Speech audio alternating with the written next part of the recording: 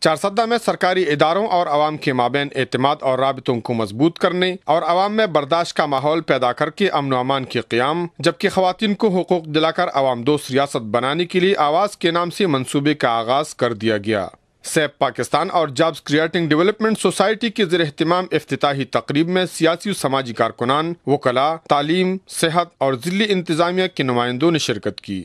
JCDS کے صدر علی اکبر، حمیدہ اکبر اور سکندر زمان نے منصوبے کے اغراض و مقاصد پر روشنی ڈالتے ہوئے کہا کہ تمام ریاستی اداروں اور عوام کے درمیان اعتماد کی فضا پیدا ہونے سے ملک میں امن اور ترقی ممکن ہے۔ انہوں نے کہا کہ خواتین کو روزگار اور الیکشن سمیت بنیادی حقوق دلا کر پائیدار ملک کی ترقی اپنایا جا سکتا ہے۔